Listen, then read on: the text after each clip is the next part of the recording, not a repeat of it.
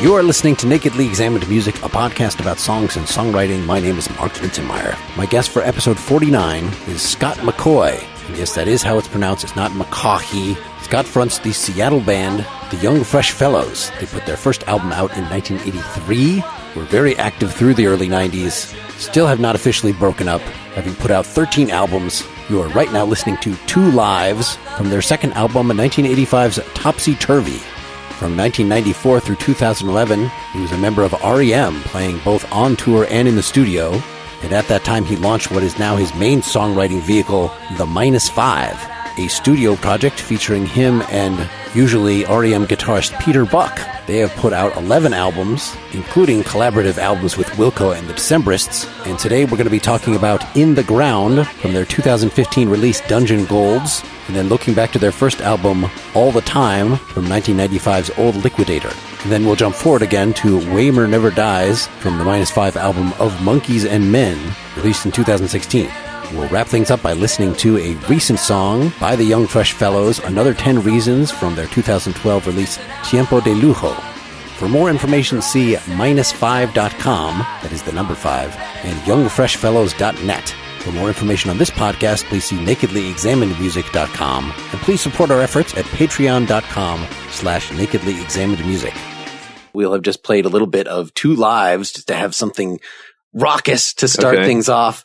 Mostly we're going to be spending time with your recent music here, but give us a little picture of the jump in style, if we can condense this to a 1-minute account. The Young Fresh Fellow stuff, to me, sounds very often 50s inspired. The shticky lyrics is often the initial catching point, very rock and roll based, as opposed to getting into more country rock and experimental territory later. Which is funny because what you're saying is true to a degree. There was a lot of Young Fresh Fellows songs that were basically started by one of us saying something, that we thought was funny. And then I'd be like, oh, that'd be a good song title. And, and then I would take it from there. So a lot of our stuff was maybe sort of in jokes between us. We kind of had our own language and all that, but we didn't really care if other people got it or not. But they usually sensed that we were having fun. And that was, a good part of the deal. But Two Lives is a weird one because when I wrote that, it was actually a country song. It was like, I wrote it for Johnny Cash, with Johnny Cash in mind. So here, I'll just play you a little thing so you can see what it sounds like if you can hear this. It was like, I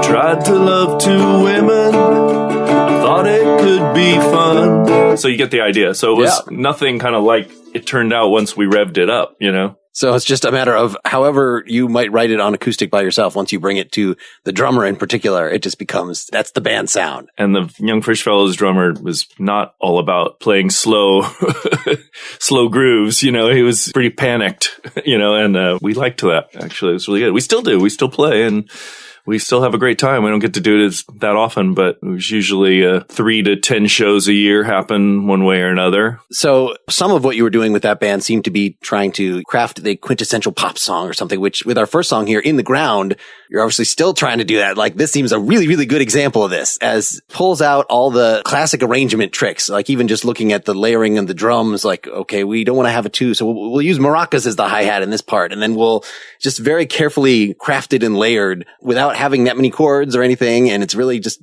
focused on the lyrics and the melody. And give us a little intro before folks hear that. It's interesting what you said about the drums, because that was all, and the drums and the maracas and all that. That whole arrangement was John Moen, the drummer from the Decemberists and many other great bands who I've known since he was a teenager probably. But he did all that stuff live. The drums and the maracas and all that was a live band take. And he came up with that whole arrangement, the way it built and all that. It was amazing. But yeah, the song for me was just a straight classic folk rock kind of thing. I was like, Peter will play 12 string on this. I was thinking of P.F. Sloan when I wrote it, like his music, his Precious Times, stuff like that. And, I had the lyric already. Lots of times I write the lyrics first. So I had my true statement about what I think about death, which I write about death all the time because the happiest death song. Yeah, exactly.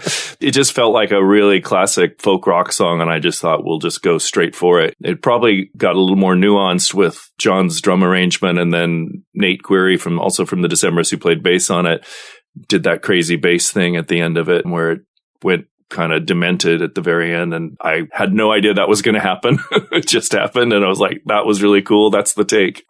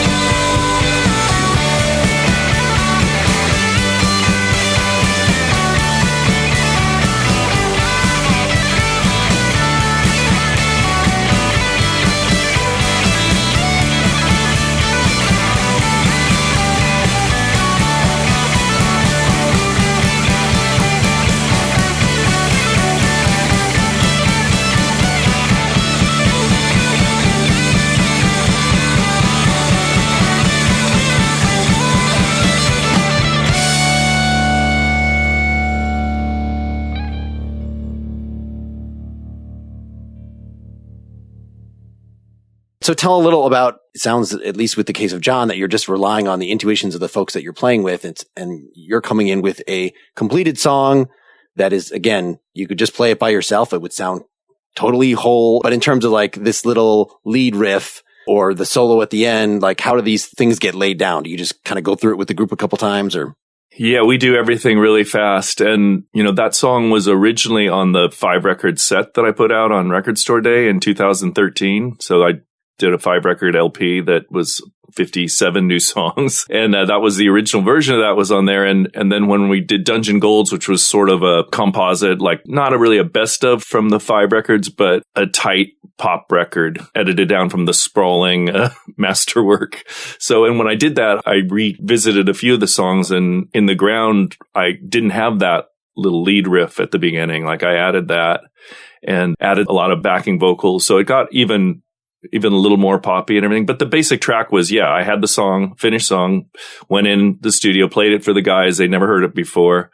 We just went through it 3 or 4 times until we got a take and didn't labor over it at all. And I was like, that's it. That's great. And then I basically take it home from the studio then and do the vocals and the overdubs myself. I sent that one off to John Ramberg, who's a great member of the -5, who's played with me forever, but he lives in Seattle. So I sent it to him and he did the guitar solo at the end because I wanted him to be on it. I just felt like he should be on that song. Okay. I was wondering, that did not sound like a Peter Buck style. No. I love that guitar solo. I mean, it's amazing. Just it's kind of staying in one little section of the neck. Yeah. There's not a lot of movement in it, but the way the dynamics in terms of the frequency of notes per second sort of has changed. It still builds up to some kind of crescendo at the very end. It's really cool. And I wasn't even there. I just sent it to him, and Kurt Bloch recorded it for me. But, I knew Peter was going to do his 12 string thing on it, which is really what glues the whole song together, I think. So did he come up with that little lead riff, the da da da da da, or was that just something that was in your head from the very start that you would? That little riff at the beginning was added on at the end. It's not even on the first version. Yeah, that da da da da da. Yeah, it's so that's the song. And I remixed it and all that too. And then I'd also sent it off to Ian McCaughey to play the electric piano on it, the Wurlitzer on it, which was a dream for me to have him play on some -5's tracks. Well, and on this one, I mean, it's not like it takes over anywhere. It's just a really nice, there's a mixing choice of how it was going to sit in there, that it just makes a nice little atmosphere. That's, of course, one of the great things about Peter's playing on anything is that it's not the lead part, no, and then you're strumming away. Whenever you're playing a 12 string, you're going to sound like the Byrds. It's going to sound like that thick web, and having the piano in there works very well. They've been playing forever, and they're all about doing what the song needs, and I always trust Peter to do that. He likes to do things fast and keep the inspiration, have it be all about the inspiration, the first thing you play. When we played with Robin Hitchcock for a long time, and Peter played with him off and on for ages, and Robin always he didn't like to have Peter hear the song before he recorded it. He wanted to get the first thing that Peter played because he respected his intuition so much and knew that Peter would just go with what he felt was going to be right for the song. And it was always inspired and really supportive for getting the song to where it needs to go. So as long as you're not doing anything too dissonant with the chord progression, Peter can just get it in real time looking at your hands as you're going? Or does he at least have to go through once? There was one time when we were doing a Robin record, and we did a song where Peter went over and laid on the couch for a little bit and fell asleep, and Robin showed us the song. We played through it once, and then he's like, okay, let's do a take. And Peter got up off the couch, picked up his guitar. I swear he'd been asleep, and he must have somehow heard the song in his sleep and just played it once. And it was a really weird song too. And it had some dissonant stuff in it, but it just worked. One take, he just played the perfect thing. We were all just like, how did that happen? It was amazing. So you got the great layering in terms of those percussive layers, which I still find it a little hard to believe that. So he's got a tambo on his kit, so he can just throw in the tambo instead of the snare here and there. I might have done the tambourine later, but he did the maracas were part of the live drum track. So the layering between those things and like at the beginning, he's playing maracas and kick drum probably, and then at some point he throws the maracas down and switches to sticks, and he doesn't really fully kick in until the last verse where the whole band then starts driving forward. It's really cool. I guess I was picturing, even though, of course, the guitar solo was always put on last, almost inevitably, unless somebody's just playing it live. But then I wouldn't expect that change in tone if that was just Peter playing along live and then just jam that. But yet, what's going on underneath it is so obviously, so you're playing this as a band and doing this, kicking up the intensity, even though you didn't know what the lead thing. I mean, it seems like you would almost fall in love then with the sound of the band with no solo on it, going into that drive. And that's the thing. We didn't have a concrete ending for the song. We'd only played it a couple times. So, but that's how Peter and I like to do stuff. We like to leave it up to chance a little bit and see what happens. And then, you do a take and something exciting happens and you're like, that's it. It's great. We're not worried about everything being absolutely perfect. But on that song, I think it kind of is. It makes it worth being almost 4.5 minutes long as opposed to, because right when you get to you're done with all the lyrics by 3 minutes. And then you just start repeating that in the ground. And that could just fade out right there. And it would be a 3 minute, 3 second long song or whatever, something like that. Unless you added this I put the flying section. I mean, it's still just the intro chords for the most part, but with that added texture of the live band, which will contrast that with our third song when we get to it, which also has a extended outro. Waymer Never Dies. That's all you against yourself, right? So you couldn't use the intensity of the band playing off each other to launch this jam. I was jamming with myself one instrument at a time. But the thing with In the Ground and a lot of songs we do, I probably let it go longer at the end than I typically would have, thinking that it was going to be a fade out when we did the basic track. And I also want to say that, with In the Ground, in that box set with the 57 songs, I think only 5 or 6 of them were actually tracked with a full band. Most of the rest of them were built up one instrument at a time kind of thing. Or maybe they started with guitar and drums.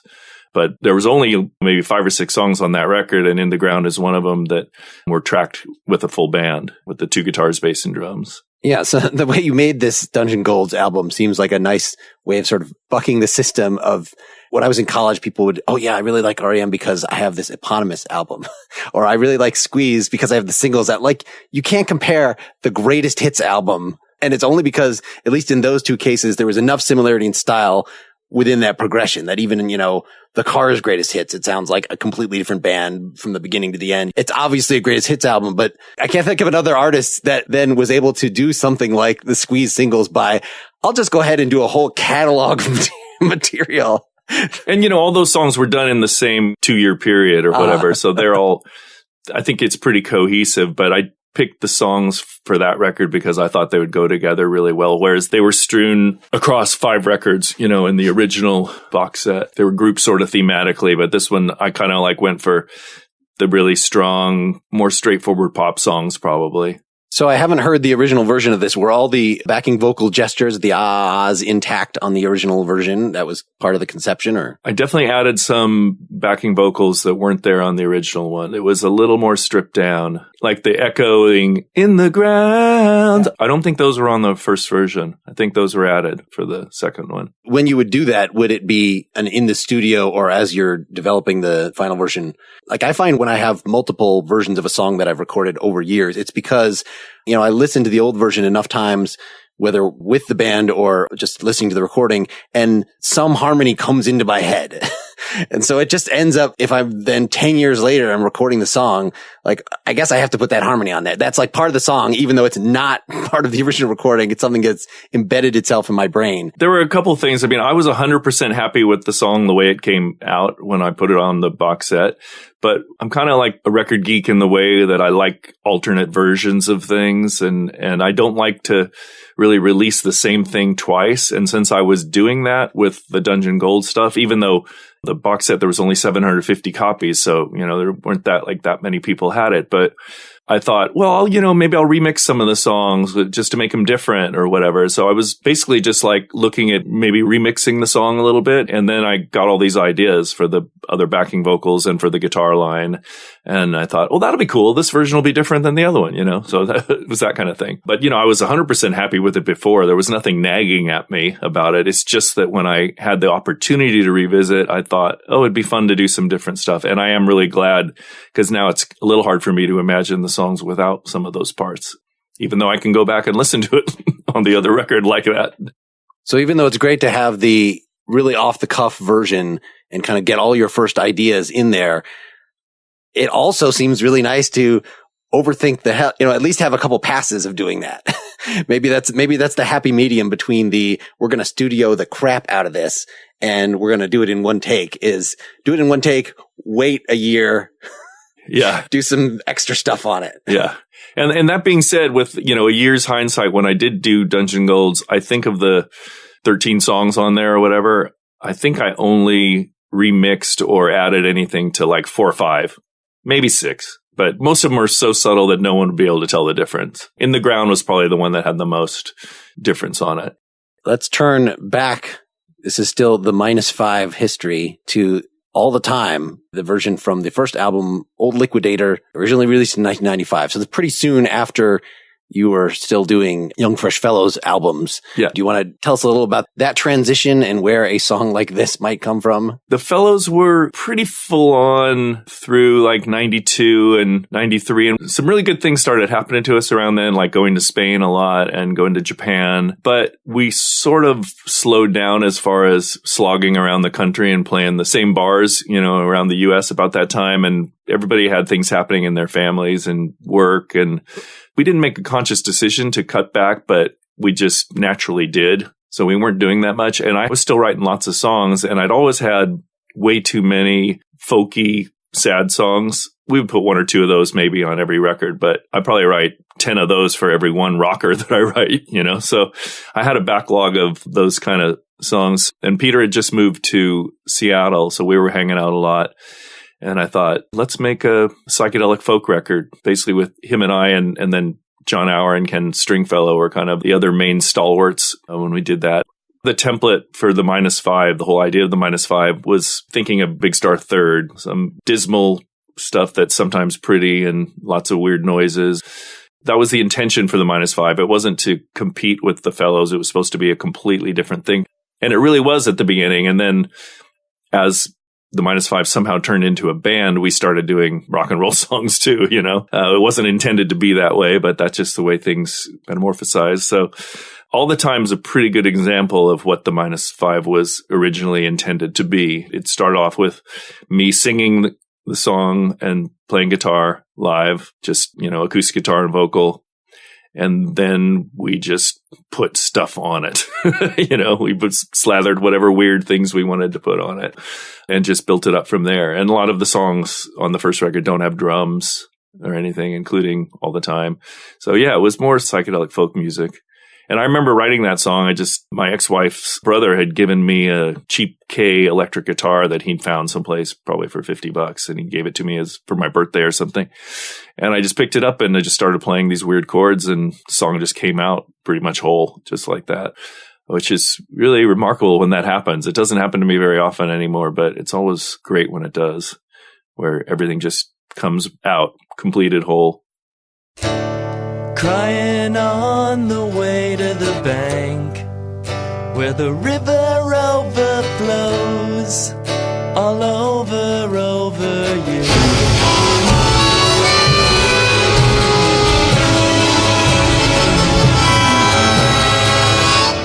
I don't argue point of view, there's a pointer for you. Give it up for a change, okay?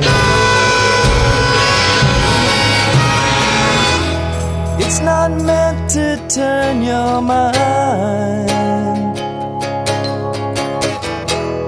I still want you all the time. All the time. All the time.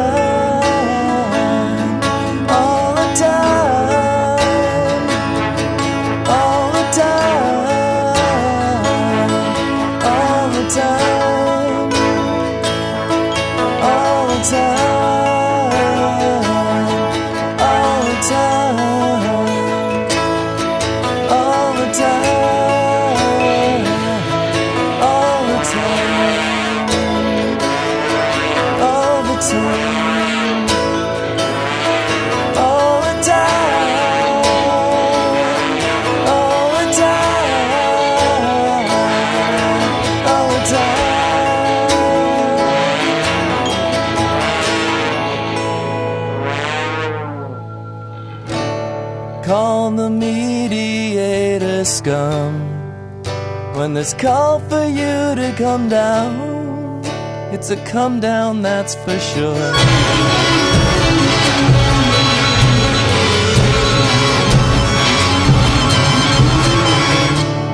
Don't you have some place to be where the good is time released. Hey, I'm falling off the stairs. Well, it's not meant to turn your mind. I still want you all the time. All the time. All the time. All the time.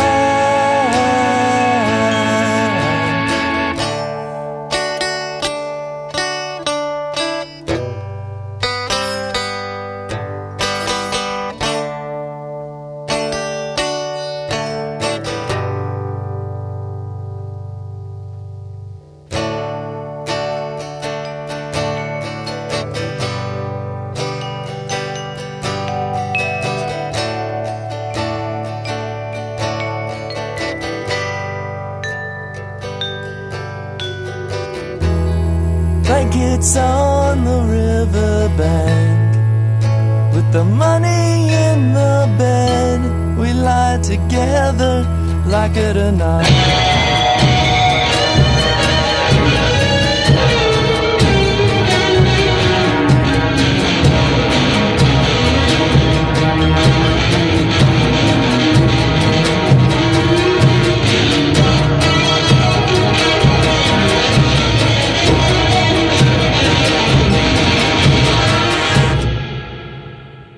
So the obvious thing here is, even if you've got this main strumming and singing part, having it after the third line, loud, what is it, melodica, harmonica? What is making this cacophony? There's a couple different harmonicas in different keys that probably aren't in the key of the actual song, which was intentional.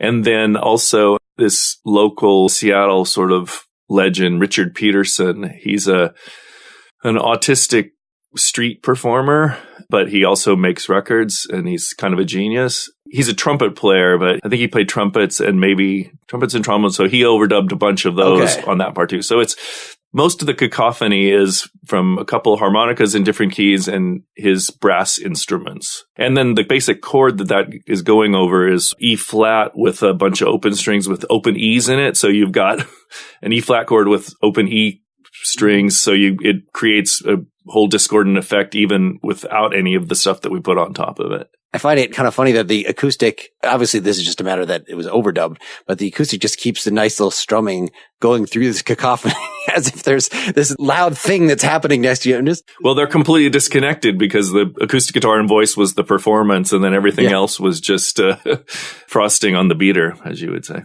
That gives to mind the Big Star thing, and why it's useful to have the mega version of the third album that has, without the overdubs, right? Like, what was it when it was a song? Yeah, I don't even know what I would think of this if you just played it as a solo thing. Is the thought that this is not quite interesting enough? What is the motivation, or it just was there from the beginning? I've played the song solo, and I think it's a whole, as a song. I really liked it just when I wrote it. And we weren't trying to even obscure that or cover up for anything. It was just sort of the inspiration behind the -5 at that point was just to try anything and see what works and what we all enjoyed. And getting out there was part of it. So yeah, I think the song sounds great just as an acoustic guitar and vocal thing. It's pretty cool, but it was really fun to go with anything we came up with and see what we liked. Well, then you got these more traditional arrangement elements. Is it cello that comes in the second verse, or is it upright bass played high or something? No, I think there might be some cello on there. I'm not sure about that, actually. And then by the chorus, you've got vibes or something going on, or synth vibes or what? There were vibes, yes.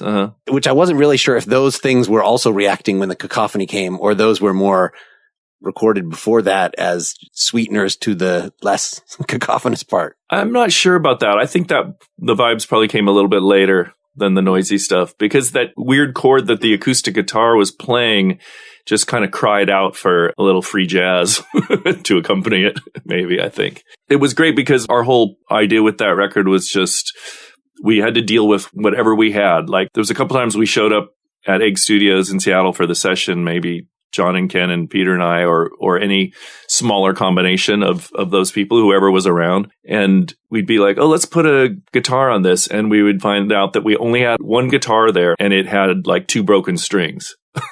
So we'd be like, well, okay, well, we got to use it.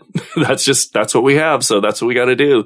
We had to embrace every weird thing that happened and go with it. That was the whole thing with that record. Ken played drums on a song and it was just a cardboard box, and Ken's not a drummer, stuff like that. Anything that we were faced with, we had to embrace. There's the weirdest guitar solo in here. Let me even just play a little bit of it.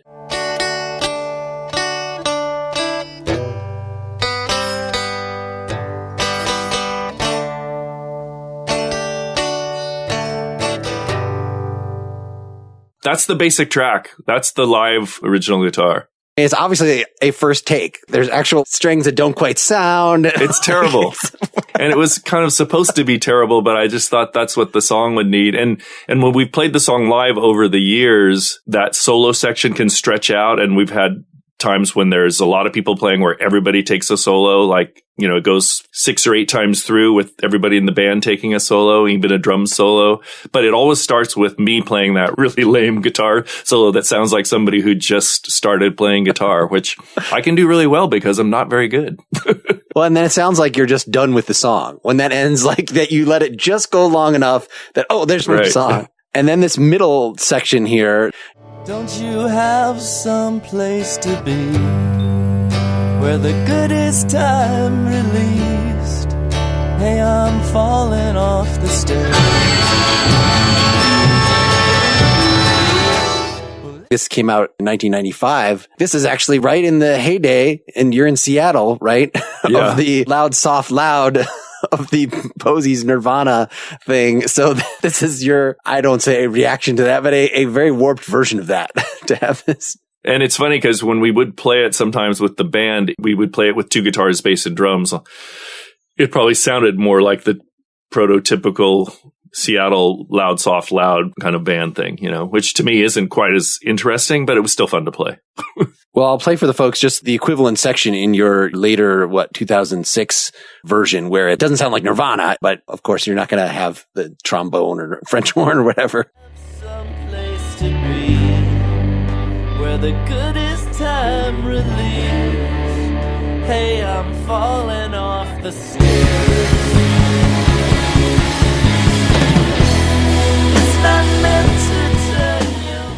Let's look at the middle section for a second here when it starts to repeat. All the time, all the time, all the time, all the time, all the time, all the time. So this little George Harrison-ish riff, old Beatles, George Harrison. Yeah, that's Peter on 12 string, of course. Okay. Yeah, it's beautiful. He did that right on the original version. And the thing with that song was that section where I just keep repeating all the time over and over again.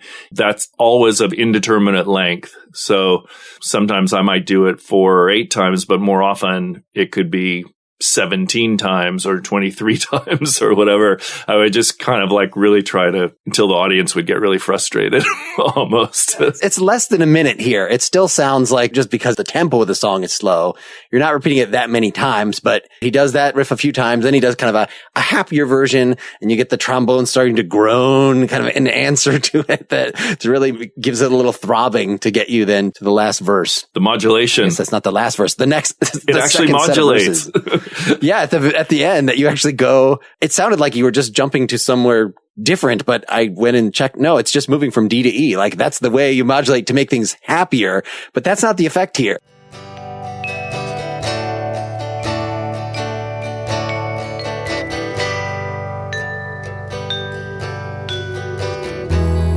Blankets on the riverbank with the money. No, it doesn't really work. It doesn't have that great lift at the end of the song like a modulation is supposed to cause for you. When we finally get to the end and you have to have the chaos that has to overtake all the earlier chaoses, and you have this blistering electric solo again. So was this layering? Together, like it or not.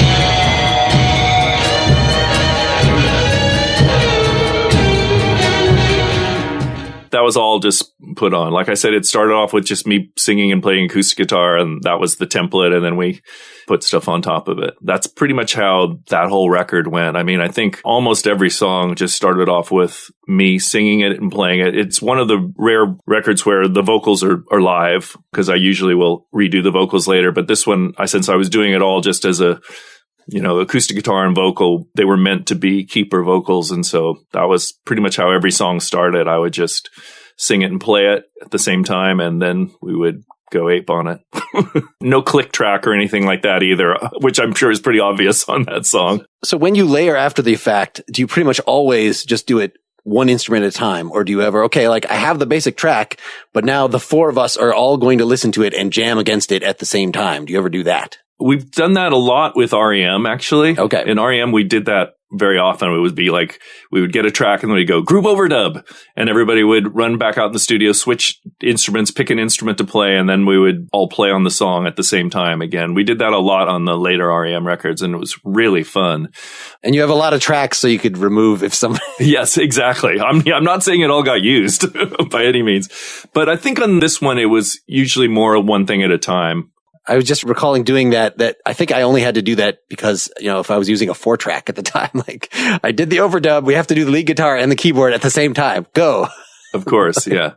I think Liquidator was done on 8-track, actually. I think Egg Studios was still half-inch 8-track. I don't think he'd gone to 16 yet. And coincidentally, the record was recorded and mixed there on the Spectrasonic console, which came from Stax Studios in Memphis. So it was a little tie-in. Not Ardent, but Stax, but very cool. So given that restriction in tracks, would you even still have your guitar and your voice on different tracks, or would you just do them into one mic together on the song? Or he probably mic'd both.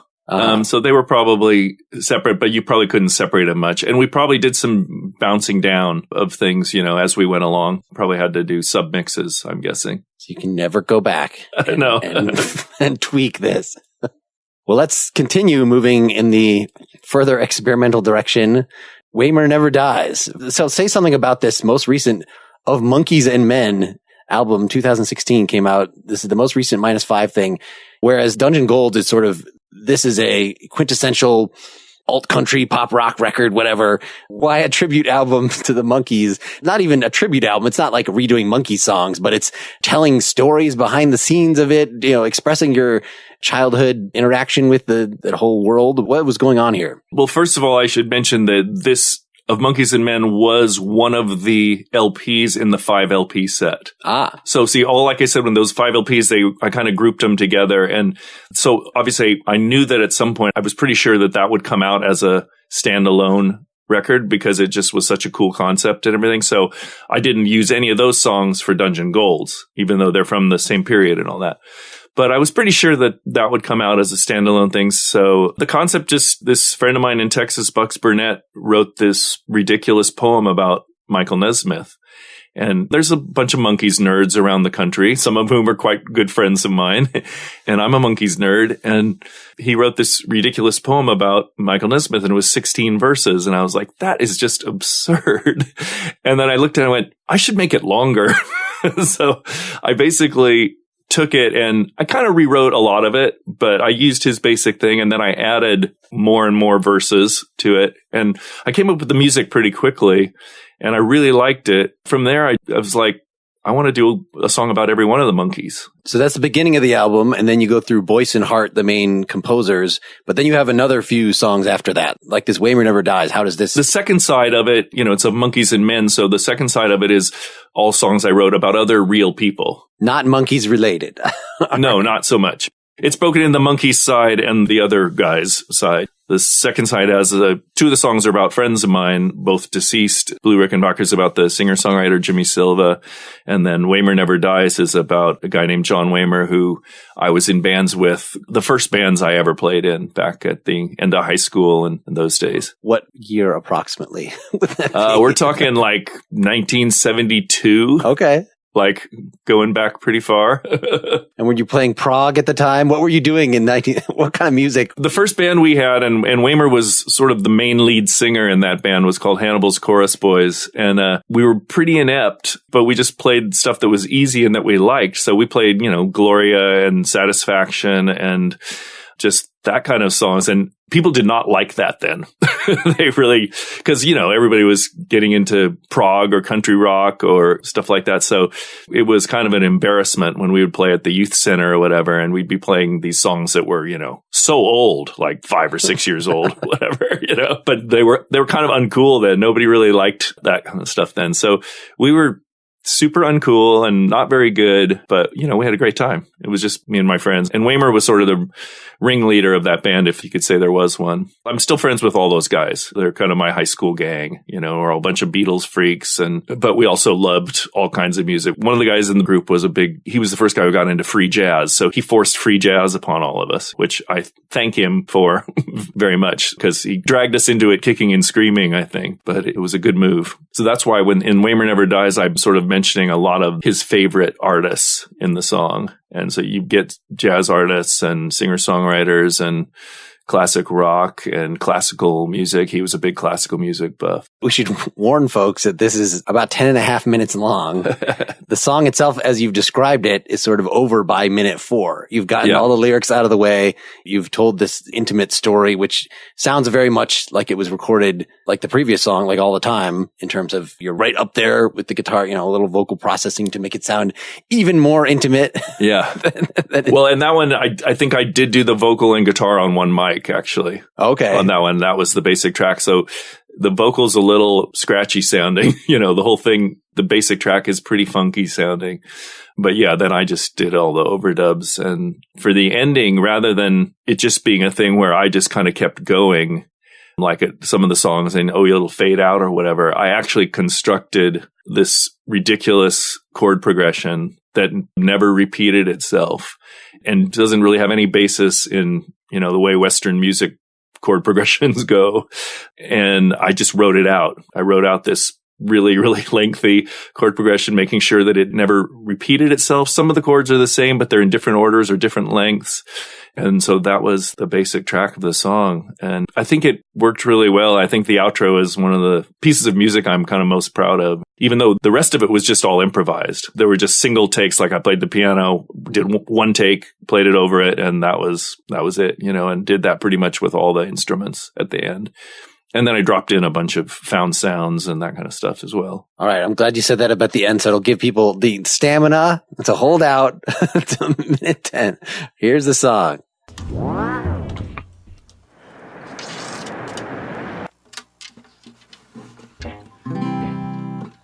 He felt music more intensely than anyone I've ever known. Not by time or fashion, but by the soul in every note.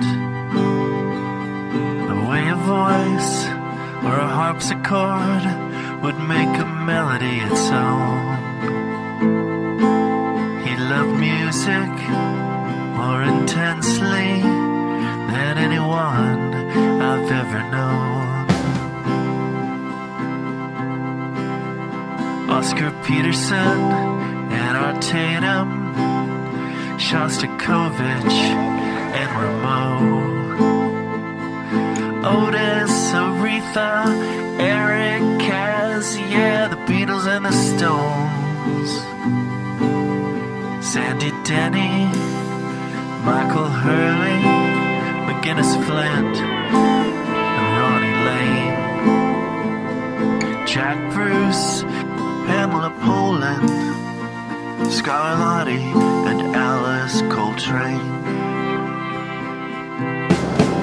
He wouldn't let me step on stage once with my fingernails painted, as if by such an act our band's performance would be tainted. And yet this from the genius proudly sang, I don't hate Jews. In his went to court, tour de force. I got the blues. I got the blues.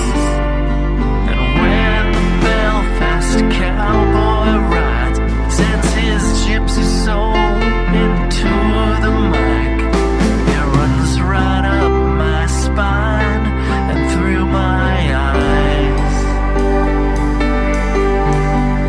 Yeah, and when I hear that strange, strange man, I feel Johnny near and I understand. I find myself inside the place where Waymer never dies.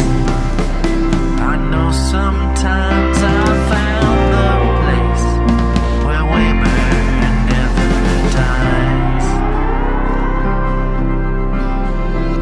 What special tune was in the room? What harmony in his head? When he last laid himself down on that Linwood motel bed, I asked myself why I wasn't there. But you know, I just wasn't. And when it's gonna stop hurting, but you know, it just doesn't. You know, it just doesn't.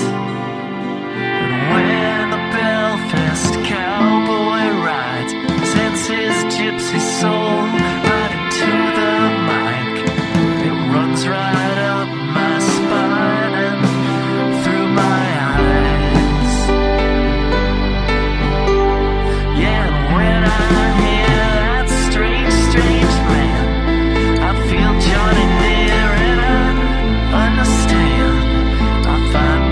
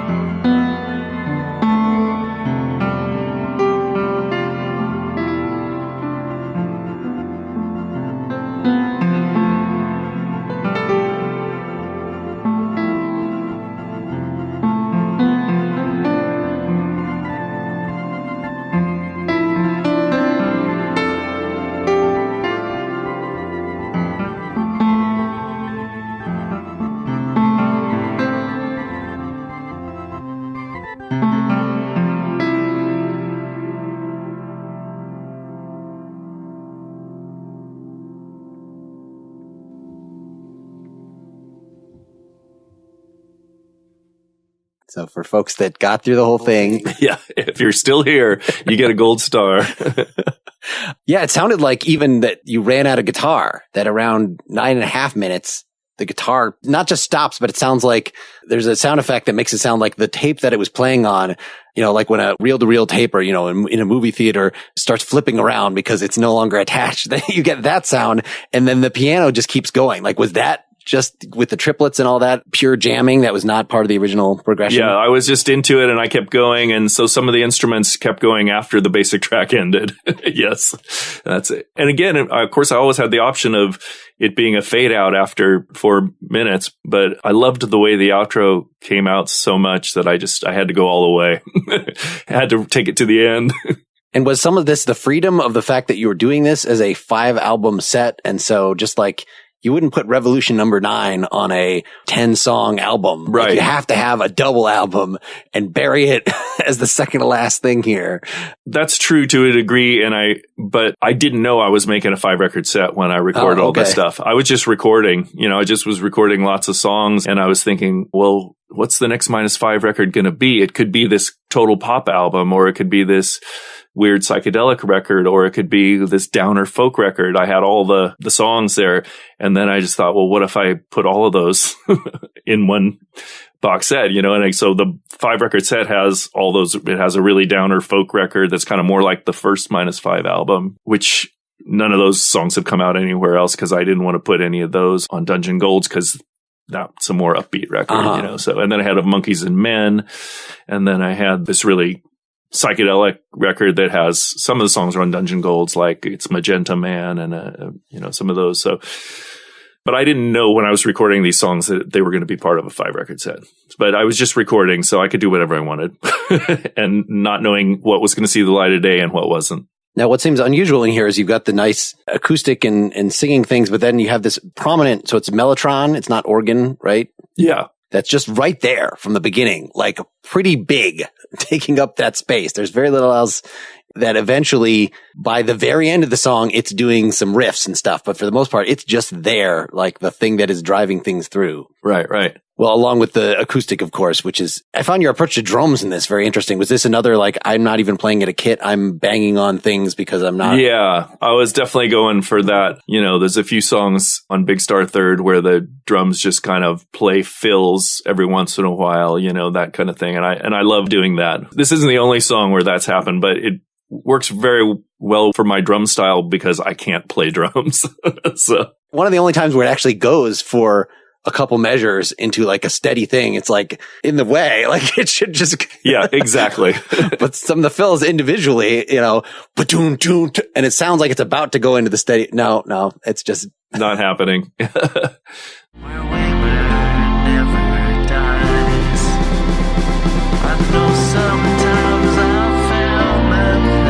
I kind of love that kind of thing. And like I said, it definitely fit my abilities.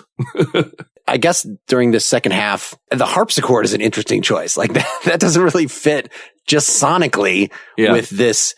I was thinking of early Pink Floyd. You've got the slide guitar that sort of has that sound and some jazz chords moving down a little, but then putting a big harpsichord thing that almost sounds like a synth.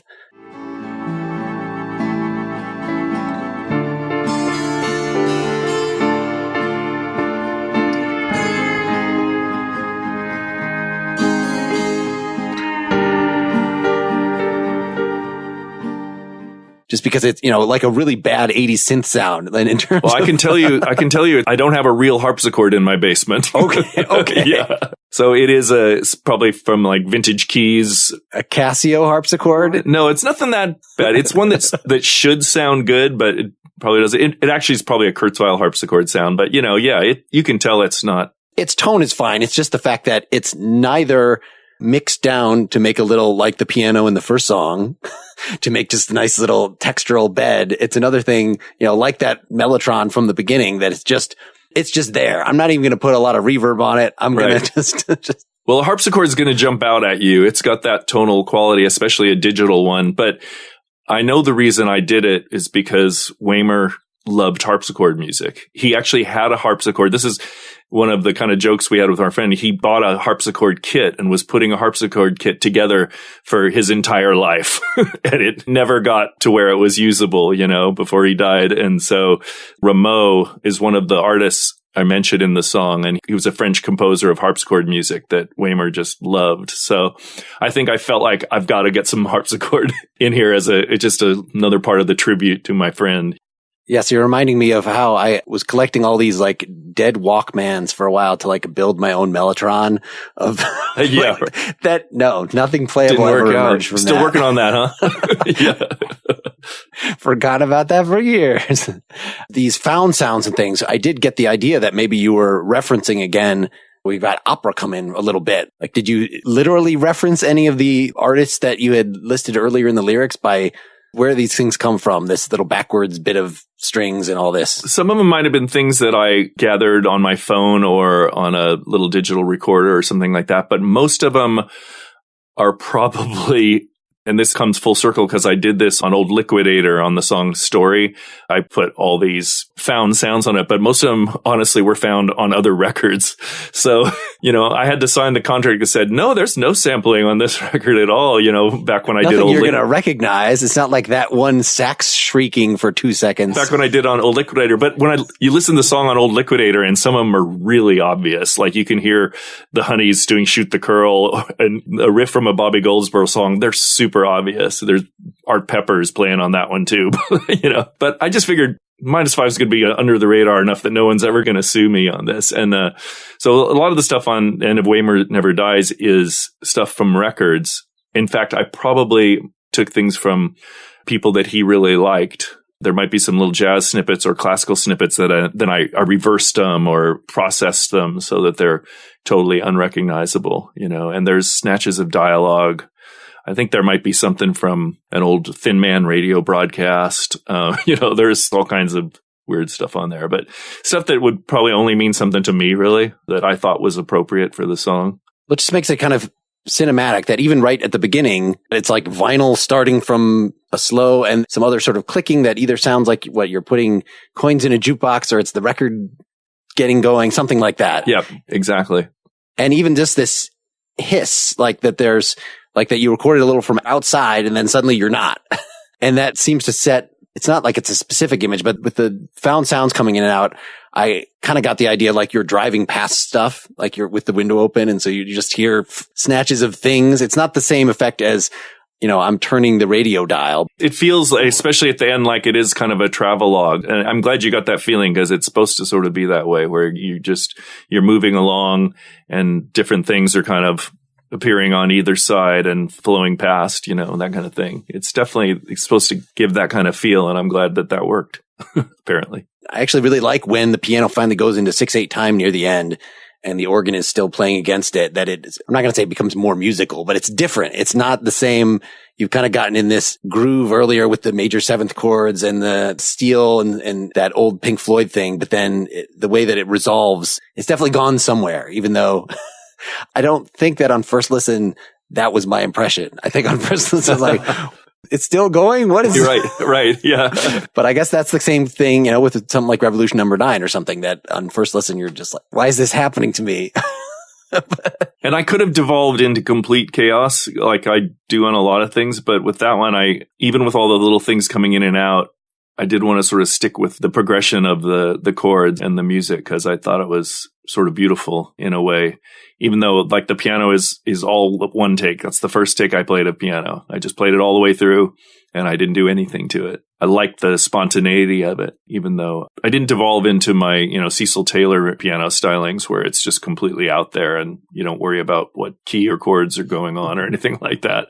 I love doing that as well, but this wasn't the song for it. The piano thing, that's one of sort of my first formative musical experiences is just going on the piano in your house late at night and you have the sustain pedal down and you're just playing these little chord clusters and they can just go on and on and on. It has to be nice for that to work. It can't devolve into utter chaos. You would just stop. Yeah, exactly. I know it's a real earful. I don't expect that many people to be listening to it all the time, but I don't know. I guess I did it for myself and for my little group of friends. more than anything, but hopefully other people can appreciate it in some way or another. And we haven't talked about the lyrics really for any of these. For In the Ground, it's very nicely poetic, but the meaning is clear. Yeah. I'm in an urn, I'm okay, It's a little more straightforward than a lot of my lyrics, that's for sure. Yeah. By all the time, crying on the way to the bank where the river overflows, all over you. I don't argue point of view. There's a pointer for you. Give it up for a change. Sort of getting poetry in a notebook kind of thing, but I'm not exactly sure. It's just intentionally ambiguous because it's just supposed to evoke a mood. Say something about your lyrical approach. I just like the sound of the words, and it means something to me, but I guess I knew what I was singing about at the time. It was definitely a relationship song, but it's probably a fault of mine in songwriting, and probably why I'm still a fairly obscure artist is that I like the sound of words. I like the way they make me feel, and I don't always worry about the meaning being clear. I'm okay with people interpreting it or just going, what the hell is that? I don't know what the hell you're talking about. I'm okay with that too. And, like I said, it's probably kept me from being a more mainstream artist, but I never tried to be a mainstream artist. So I guess that's just something I have to deal with. And sometimes, like within the ground, I actually have something to say, and I say it. and unfortunately, those are probably happen less often than the ones where I just pull words together that I find really pleasing and intriguing. So I often prep for these things, listening stuff in the car. And so my 14-year-old daughter is listening with me. And I think we had gotten through several songs on the In Rock album. And she was just like, none of this makes any sense. Well, she's probably right. She's probably right. They always mean something to me when I say them, but I also think it's really important for the words to sound good. And I guess you can always fall back on Dylan and, a lot of his greatest songs. Nobody knows what they mean. And just to keep the mood. So again, looking back at All the Time, you've got these relationship lyrics and then this repeated all the time, which, the whole thing is purposefully maddening. And then when you actually come back. But it's the end of the line is, I still want you all the time. So it's actually kind of sweet if you think about it in that way. I don't know if obsession is necessarily sweet to the recipient. Right. Yes. And the thing it goes into after that is call the mediator scum. Yes. When they're called for you to come down, which doesn't exactly sound like part of a love song and more, but is perfectly in place. The song's about a problematic relationship, but there's still love there. We lie together, like it or not. Yep. Yep. Yeah. It's called, and then you've got called marriage. For Waymer Never Dies, a pretty specific, not that hard to understand portrait. At least when you start, he felt music more intensely than anybody I've ever known, going through the different artists. And then that's interesting to hear this. He wouldn't let me step on stage with my fingernails painted, to hear that this was actually about you, at that time of your life. He got pretty dictatorial sometimes with the band. And we were like, who made you the leader of the band? It was one of those kind of things. And he was a very contradictory kind of person. But yeah, that was a thing where, we were just goofing off and somebody's sister painted my fingernails all different colors and we were going to play a show and he's like, you're not playing until you get that stuff off your fingernails. So I was like, what is your problem? What is wrong with you? In 1972. Yeah, right. Put a fox's head on. Yeah. Might have been 73 or 74 at that point. But, glam might have even been going on at that point. Yes, exactly. Yeah. So Kiss was probably existent. So I don't know. I was just trying to get in a little bit of the contradictory elements of his personality. And what's the Belfast Cowboy referring to here? That's Van Morrison is the Belfast Cowboy. So, and Van Morrison was his hero, his favorite artist, and he emulated him quite a bit when he was singing. And although his voice sounded absolutely nothing like Van Morrison, his voice sounded more like Muddy Waters. But Van Morrison was his hero, and he loved him. And so I can't listen to Van Morrison or see Van Morrison play without thinking of Waymer, So yeah, kind of what that's describing in that chorus is I'd seen maybe 5 or 6 years ago, I saw Van Morrison at Jazz Fest and it just hit me when he was singing sometime during the show. I just kind of lost it because I just started thinking about Waymer, So that's what that's about. And it's strange that you've got it's the spirit of Van Morrison makes you think of your friend. And that leads directly to this long instrumental thing that doesn't sound anything like Van Morrison, but yet has that sort of dreamy feel, I guess, in terms of the general tone. That whole ending was just an experiment. I thought, what if I came up with a chord progression that just goes on and doesn't make any sense or have any relationship to any key or anything. There's sort of a time signature. I mean, there's no click track or anything, but it's in basic time, I guess. But that was an experiment, and I really liked the way it came out. Well, I was trying to think of, how that would compare to merely playing a bunch of random chords for a long time. That at least this was premeditated so that the individual shifts would make sense and you're not shifting keys constantly or something like that, as it would be if you I'm going to do unpredictable things on rhythm guitar. I think for the listener, it would be the same as if you just played random chords and went on and on and on with it. But I wanted to be able to repeat the process. So I mapped it out ahead of time. Well, and just also since some of the individual gestures, as you said, the one I think of as the most Floydian, the going down to the, which happens a couple times, but just, it doesn't sound exactly the same, but at least things repeat a little bit. They do. Well, let's just for our last thing, we're going to turn completely away from that back toward a 2-minute and 18-second rock tune from the Young Fresh Fellows, Another 10 Reasons, but the revived version, 2012's Tiempo de Lujo. So this is still the lineup that was on the last couple albums, right? It's the same lineup since 1989. We only had one personnel change ever. Chuck Carroll, original guitar player, left, and we got Kurt Bloch in, and it's been the same band for, he's the new guy. He's been in for 28 years. So this was the last record we made. We made it up at Kurt's house in his basement. And then, of course, I did some overdubs down here in Portland. But this song is pretty much just a live raver, just us thrashing out a song that I had, a 3-chord song. Yeah, right. The whole album was cut in 12 hours. Is that right? Probably if you added it up, it's probably about that. Yeah. Not 12 hours in a row. No, I think we did all the basics in 2 sessions on a weekend, basically at his house, and probably spent, 5 or 6 hours a day. That's probably about right. And then when you would do group vocals with this band, because you've got multiple singers, is it still layering one at a time, or do you sing together? Sometimes we sing together. If there's backing vocals, we'll put 2 or 3 guys on a mic or whatever, that kind of thing. Sure. I like to do that. That's fun. It's probably not always a time saver. It's not necessarily faster than doing them separately, but it's more fun. Before researching this stuff, I heard the -5 eponymous album, but kind of thought that it was after the Young Fresh Fellows, you were just playing with R.E.M. You're busy touring around with them for years and just had no idea that you had this much stuff, especially now hearing that I know you've got the baseball project, the last album that was between this last Young Fresh Fellows and the stuff that we've been listening here. So you got 3 different bands going at the same time, plus you're still doing session work. Yeah, I toured all last year with M. Ward, playing bass with M. Ward, off and on all last year. That was great, but I did a lot of other stuff too. I made a record with Alejandro. Yeah, I made the record with Alejandro Escovedo, and I just toured with him all of January, and we just did some shows in Texas a couple weeks ago, and we're starting to write for his next record. Peter and Alejandro and I wrote that whole record together. So we're going to do another one with the 3 of us writing the songs and producing it. So I'm looking forward to that. I probably won't get recorded till next year, but we are sort of gathering material, and we're going to get together and work on songs in August. So there's that. And then Peter and I have a new band with Corin Tucker from Sleater-Kinney. Oh, yeah. Called Filthy Friends. And that record's coming out in August, and we'll be doing some shows with that. Peter and I also started a band with a couple of Norwegian guys from a group called I Was a King, who are a fantastic band. I bet Ken probably knows them in some way or another, I'm guessing. But we've been writing songs and have an EP coming out in June. And they're coming here in Portland in June to record the full length.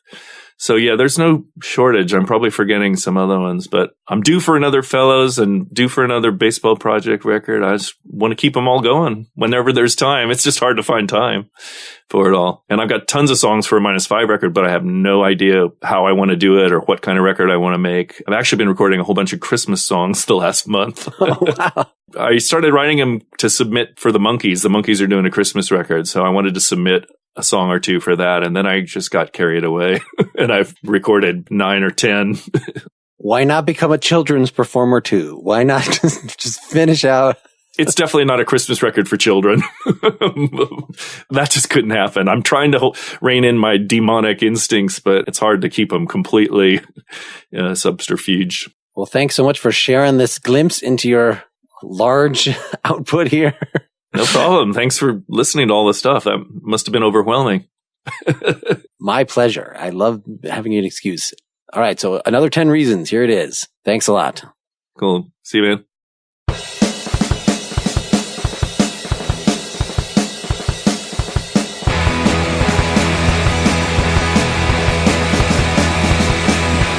All crumpled up like a highway wreck on the cold black floor of a desert discotheque.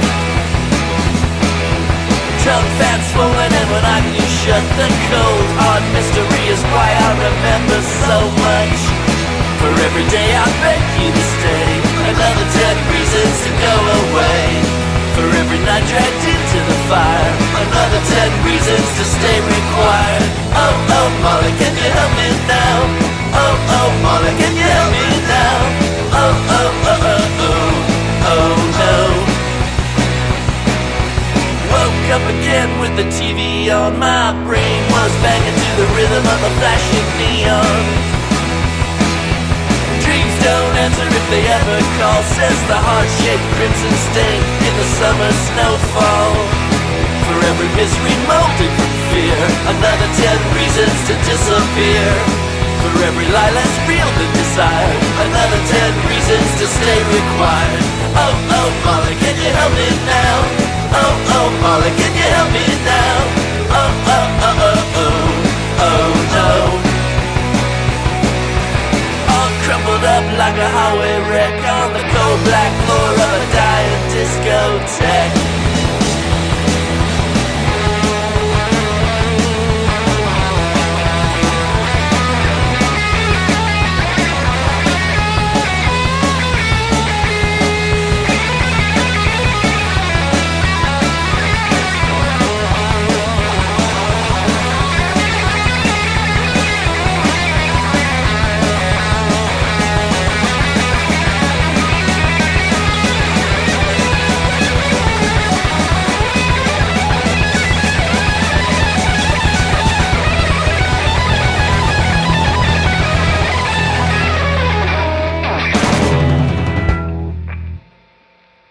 Thanks to Scott. Man, that was another one of my favorite episodes yet.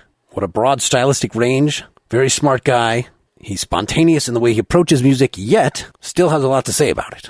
So you probably caught there at the end that in addition to the projects that I talked about in the intro, Scott also co-fronts the Baseball Project with my former guest, Steve Wynn. That band also features some folks from R.E.M. So I encourage you to check out their 3 albums.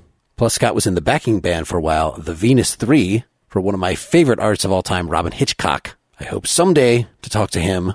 But I got to tell you, I've already recorded 6 more interviews, which I'm going to do my best to put up fairly rapidly and not wait 2 or 3 weeks between, though particularly during the summer, that sometimes just happens. Episode 50 will feature Anton Barbeau, 51 with Andy Powell of Wishbone Ash, 52 with Kim Rancourt, 53 with David Brookings, 54 with Khaki King, and 55 with Don Preston, my most elderly guest yet. He was a member of Frank Zappa's initial Mothers of Invention lineup. Now, one thing that would help motivate me to release all these episodes in a timely fashion and enabled me to get a lot more good interviews is knowing that I have your support. And the way to do that, new as of last episode, is to go to patreon.com/nakedlyexaminedmusic. Now, I know we live in an internet culture where everything is free, but given the amount of preparation I do for these, for this to be sustainable long term, this podcast needs to start supporting itself. So please, if you enjoy what you're hearing here and would like to continue, go make even a very small pledge. And if you become a supporter, I will be especially interested to hear your recommendations for who I should have next on the show. You can email me at mark@nakedlyexaminedmusic.com. I hope everybody has a wonderful rest of your summer. I'll talk to you soon. Until next time, this is Mark Linsenmeyer signing off. It won't matter if you're together. It won't matter if you're strong. You'll wind up with just yourself before too long.